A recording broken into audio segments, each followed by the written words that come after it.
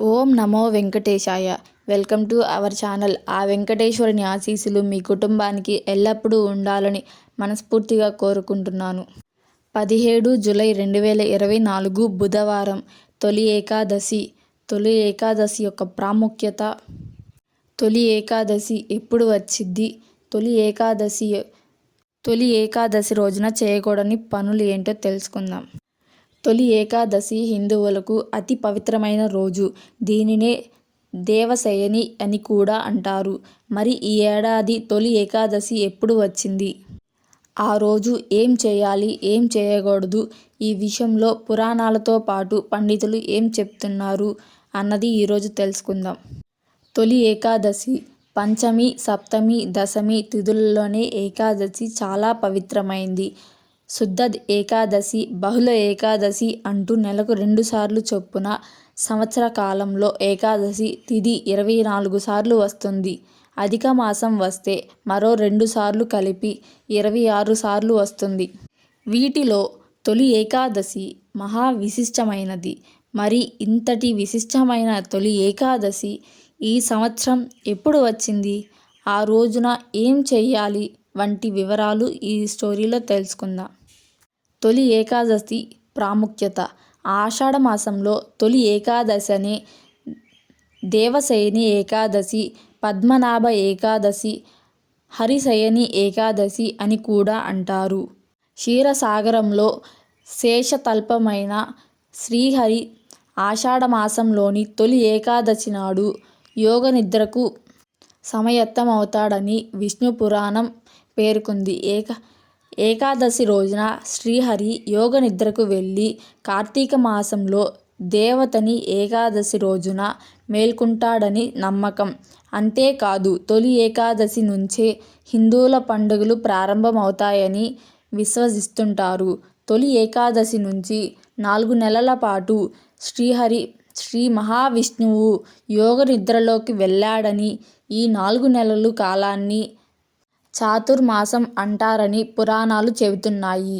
ఈ 4 నెలల్లో ఎక్కువ సమయం భగవంతుని పూజిస్తారు. జైన మతంలో కూడా ఈ రోజుకు ప్రాముఖ్యత ఉంది. జైనులకు చాతుర్మాసం ప్రారంభమవుతుంది అంటే ఈ రోజు నుంచి జైన సాధువులు కూడా 4 నెలల పాటు ప్రయాణం చేయకుండా ఒకే చోట ఉండి శ్రీ మహావిష్ణువును పూజిస్తారు.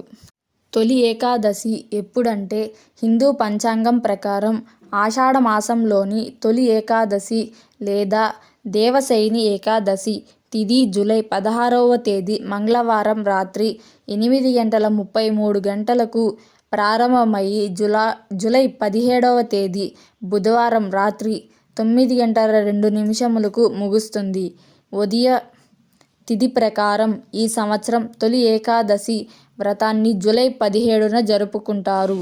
ఈ రోజున ఏకాదశి వ్రతాన్ని ఆచరించి నియమనిష్టలతో విష్ణువుతో పాటు లక్ష్మీదేవిని పూజిస్తారు.